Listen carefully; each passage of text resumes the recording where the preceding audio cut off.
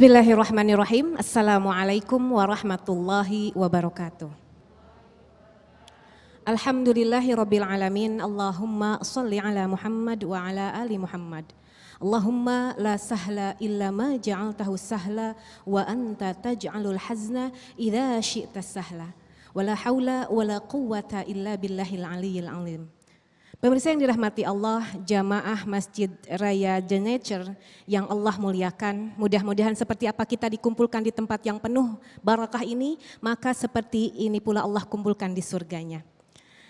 Berbicara tentang wanita, tentunya ini tidak akan cukup 1 jam, 2 jam, 3 jam.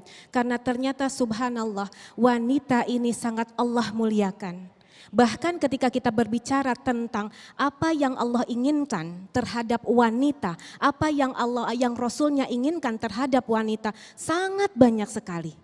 Kita lihat subhanallah, ketika ada pertanyaan, apa sih sebetulnya yang Allah inginkan atau yang Rasulnya inginkan terhadap wanita? Ternyata subhanallah, yang Allah inginkan adalah kita sebagai wanita seperti yang Allah ciptakan fungsinya. Tugas kita seperti apa, maka seperti itu pula yang Allah inginkan. Karena pada hakikatnya Bunda, subhanallah, apapun yang Allah ciptakan, tentu ada fungsi, tentu ada tugasnya. Seperti halnya ketika Allah menciptakan Adam alaihissalam. Ketika Adam diciptakan, apa kata Allah? Inni ja'ilun fil ardi khalifah. Kata Allah, aku ciptakan di bumi ini sebagai apa? Khalifah. Karena Adam diciptakan dari tanah, tentunya subhanallah ketika Adam diciptakan dari tanah, seakan-akan Allah ingin menyampaikan kepada Adam, wahai Adam, karena engkau diciptakan dari tanah, maka urus tanah. Jadilah engkau pemimpin di dalam tanah ini, di tanah yang aku ciptakan. Lalu bagaimana dengan kita para wanita? Untuk apa kita diciptakan? Teringat dengan kisah Adam alaihissalam. Saat Allah ciptakan Adam, Adam merasa kesepian. Sehingga apa yang Allah berikan? Allah berikan sesosok wanita. Saat Allah memakan atau menjadikan Adam pingsan dalam proses penciptaan Hawa, Adam dipingsankan. Begitu beliau bangun ternyata didapatinya Hawa. Lalu Adam bertanya, subhanallah ini Bunda, ini bagaimana atau apa fungsi kita diciptakan oleh Allah. Ketika Adam bertanya kepada Hawa, li ai amrin ma khuliqti, wahai Hawa, li ai amrin ma khuliqti, untuk apa engkau diciptakan? Lihat apa kata Hawa, li akunu sakanan laka. Wahai Adam, sesungguhnya engkau Allah ciptakan li akunu sakanan laka. Untuk menenangkan hatimu, untuk menenteramkan jiwamu. Jadi kita Bunda, fungsi utama kita seorang perempuan, sampai kapanpun seorang perempuan Allah ciptakan sebagai penenang hati, penyejuk jiwa pasangannya. Seperti halnya yang dilakukan oleh siapa? Bunda kita, subhanallah, Siti Khadijah alaihassalam, subhanallah radhiyallahu anha. Apa yang dilakukan oleh Siti Khadijah? Siti Khadijah, ingat Bunda, ketika Rasulullah SAW, begitu beliau Rasulullah SAW menerima wahyu yang pertama. Apa yang terjadi kepada Rasulullah? Bukankah beliau subhanallah, bukankah beliau keadaan panik, dalam keadaan ketakutan, gak tahu harus ngapain. Bunda kalau panik kira-kira tahu nggak yang harus dilakukan? Enggak Bun, kalau lagi panik mah Bun, mau keluar dari pintu manapun bingung. Mau nomor telepon suami bisa bingung Bunda, kalau lagi panik minta tolong. Ini subhanallah, Rasulullah SAW karena mempunyai istri Khadijah yang sangat salihah, Khadijah sebagai penenang hati, penyejuk jiwa, maka yang ada dalam pikiran Rasulullah siapa? Khadijah. Ketika Rasulullah mendapatkan ketakutan, ketika Rasulullah bertemu dengan Jibril, ketika Rasulullah begitu keluar dari Gua Hira, dilihatnya batu bersujud, pohon bersujud. Beliau panik tapi yang ada dalam pikirannya Khadijah. Yang ini jadi pertanyaan, apa kabarnya kita Bunda? Ketika suami kita mendapatkan kepanikan, ketika suami kita mendapatkan masalah, apakah kita menjadi penenang hati, penyejuk jiwa? Begitu suami pulang, apakah kita bisa menenangkan beliau? Atau malah mendamah masalah? Nggak usah dijawab, subhanallah. Khadijah, begitu Rasulullah SAW datang ke rumahnya, Khadijah, subhanallah. Begitu Rasulullah menyampaikan ketakutannya, apa yang disampaikan oleh Khadijah? Wallahi la yuhzikallahu adadan. Tenang ya Muhammad, karena saat itu belum tahu mendapatkan sebagai Rasul. Tenang ya Muhammad, engkau tidak akan Allah zalimi. Karena engkau orang yang baik, engkau selalu menolong orang yang memerlukan, engkau selalu menghormati tamu. Subhanallah, ternyata bunda yang Allah inginkan satu, menjadi penenang hati, penyejuk jiwa.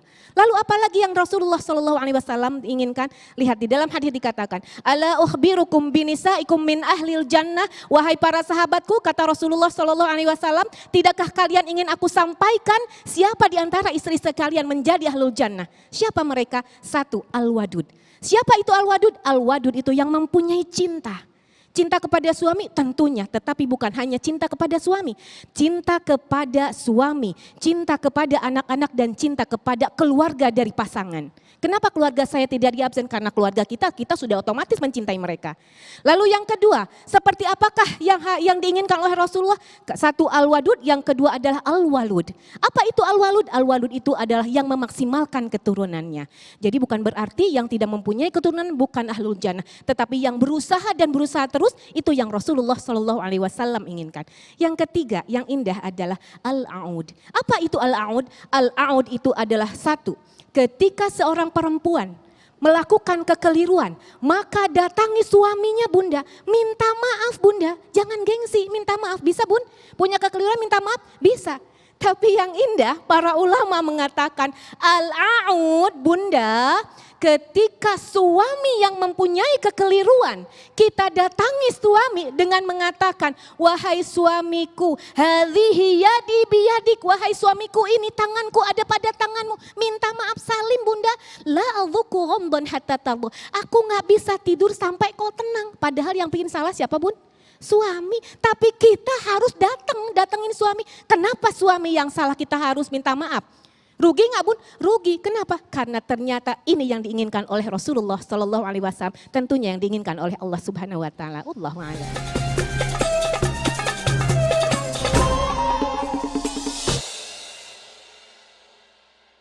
Bismillahirrahmanirrahim. Pemirsa yang dirahmati Allah, jamaah Masjid Raya Genecer yang Allah muliakan. Subhanallah, berbicara tentang wanita tentu tidak akan ada habisnya. Subhanallah, ketika wanita yang kita bicarakan adalah diri kita sendiri, tentu ada pertanyaan juga. Bagaimanakah kita sebagai wanita agar kita bisa bermanfaat, bukan hanya bagi diri sendiri, tapi juga bermanfaat bagi keluarga dan tentunya bermanfaat bagi umat. Wanita yang bermanfaat bagi diri sendiri adalah wanita yang tidak menzalimi dirinya sendiri. Adakah wanita yang menzalimi dirinya sendiri? Tentu ada. Siapa mereka? Wanita yang menzalimi diri sendiri, wanita yang menjauhkan diri dari Allah. Wanita yang tidak punya hubungan baik dengan Allah. Karena apa? Karena ketika dia tidak punya hubungan baik dengan Allah, dia jauh dengan Allah, maka pada hakikatnya dia menzalimi dirinya sendiri. Kenapa? Ketika dia tidak dekat dengan Allah, maka dia tidak akan mendapatkan jannah, tidak akan mendapatkan kenikmatan yang abadi. Jadi wanita yang bermanfaat dulu untuk diri sendiri adalah wanita yang bisa memasuki kenikmatan yang abadi, yaitu jannah. Teringat dari perkataan Rasulullah SAW. Lihat, idza shallatil mar'ah khamsaha. Ketika seorang perempuan, idza shallatil mar'ah khamsaha, baru mengerjakan sholat yang 5 waktu saja bunda. Gak usah mikirin sunnahnya, gak usah mikirin rawatibnya, saya bolong atau tidak. Kemudian gak usah mikirin tahajudnya, saya kelewat atau enggak. Gak usah mikirin duhanya kelewat atau tidak. Witir tadi sholat witir atau enggak, gak usah bun. Apa kata Rasulullah? Idza shallatil mar'ah khamsaha. Cukup sholat 5 waktu yang benar, yang baik sesuai yang ditunjukkan oleh Rasulullah SAW. Sholatil mar'ah khamsaha. Setelah itu apa? Wasomat syahraha. Lalu puasa pada bulannya. Puasa di bulan Ramadan bunda. Gak usah mikirin dulu puasa Senin Kamis. Puasa sunnah-sunnah yang lain. Yang penting puasa Ramadannya sesuai dengan yang diinginkan Rasulullah SAW. Kemudian setelah itu apa? Ini pun berguna untuk dirinya sendiri. Wa hafizat farjaha, dan menjaga kehormatannya. Subhanallah, menjaga kehormatannya Bunda. Ketika seorang perempuan menjaga kehormatannya dengan baik, dengan muruahnya, maka wanita ini akan sangat berguna untuk dirinya sendiri. Karena kelak dia akan mendapatkan jannah. Kehormatan itu, Bunda, berbicara tentang kehormatan. Mereka adalah yang menjaga auratnya. Siapapun yang tidak mampu menjaga auratnya, pada hakikatnya dia tidak bermanfaat untuk dirinya sendiri. Pada hakikatnya dia menzalimi dirinya sendiri. Subhanallah, Bunda, aurat ternyata kalau kita lihat dari kamus bahasa Arab, al-aurah itu banyak sekali maknanya. Banyak sekali maknanya. Namun kita lihat ada beberapa yang ingin sampaikan. Aurat ternyata yang pertama bisa dikatakan al-qabihah, keburukan Bunda. Lalu aurat juga bisa diartikan sebagian dikatakan al-aib. Apa? Aib. Kita tanya diri kita sendiri, seandainya kita punya keburukan, punya aib, apakah kita ingin tampakkan atau kita sembunyikan? Kita sembunyikan Bunda. Tapi apa yang terjadi pada sekarang ini? Mereka subhanallah, usikum wa iyaya nafsi bitaqwallah. Siapapun di antara mereka yang membuka auratnya, pada hakikatnya dia tidak bermanfaat untuk dirinya sendiri. Lihat, idza shallatil mar'a khamsaha wa shamat syahraha wa hafizat farjaha, itu untuk dirinya sendiri. Hubungan dia dengan Allah. Wa ata'at ba'laha, dan taat kepada suaminya. Ini sangat bermanfaat untuk keluarganya. Wa ata'at ba'laha, sehingga apa kata Rasulullah SAW? Lihat, kalaulah aku diperbolehkan untuk memerintah seorang manusia sujud kepada manusia yang lain selain Allah, apa kata Rasulullah? La amartul mar'ah antasjuda li zaujiha. Maka aku akan perintahkan seorang perempuan untuk sujud kepada suaminya. Ini saking dahsyatnya bahwa surga kita seorang perempuan ada pada siapa? Pada suami. Namun sangat disayangkan Bunda, ayahanda yang dirahmati Allah. Dalil ini, berapa banyak wanita merasa dalil ini menjadi bumerang bagi dia. Kenapa? Karena ini selalu dijadikan punten dalil atau senjata bagi para kaum kaum Adam, punten. Selalu dijadikan senjata. Dikit-dikit kalau suaminya nggak nurut, awas ya, surga kamu ada sama aku. Pernah begitu merasa Bunda? Nggak usah jawab. Pernah ngerasa? Ngangguk aja, nggak usah jawab Bun. Padahal kaum Adam, punten usikum wa iyaya nafsi bitaqwallah. Ketika dikatakan la amartul mar'ah antasjuda li zaujaha, itu hanya untuk ketaatan yang berkaitan dengan Allah. Subhanallah.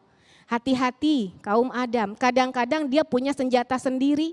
Ya, apa katanya? Ar-rijalu qawwamuna 'alan nisa. Tenang mah, papa ini lebih kuasa daripada kamu. Ar-rijalu qawwamuna 'alan nisa. Padahal subhanallah, qawwam di sini adalah penegak. Qawwam ini menegakkan, mendirikan. Artinya, punten, tanpa mengurangi rasa hormat kepada kaum Adam. Ketika Allah perintahkan, Allah sampaikan ar-rijalu qawwamuna 'alan nisa. Wahai kaum laki-laki, seakan-akan Allah ingin memerintahkan kepada kita. Allah ingin menyampaikan kepada kaum laki-laki, seandainya ada di dalam istri kamu kekurangan, bangunkan, dirikan. Bangun supaya tidak ada kekurangan. Seandainya istri Anda, wahai kaum Adam, punten, sholatnya belum bagus, qawwam, dirikan. Perbaiki, itu tugas laki-laki. Seandainya, seakan-akan Allah ingin menyampaikan, seandainya wahai kaum Adam, ada keluh kesah yang ada pada istri, qawwam. Ada kegelisahan yang ada pada diri istri, qawwam. Bangunkan. Sehingga apa? Sehingga istri merasa bahwa suami ini adalah tempat curhat sebaik-baiknya curhat. Karena apa? Kita, kaum istri, ketika sudah merasa, sudah dinikahkan oleh ayah kita dengan suami kita, maka saat itu jiwa raga kita serahkan kepada suami setelah Allah tentunya. Mudah-mudahan kita termasuk orang yang bermanfaat bagi diri sendiri, bagi keluarga, juga bagi umat. Amin ya Rabbal Alamin.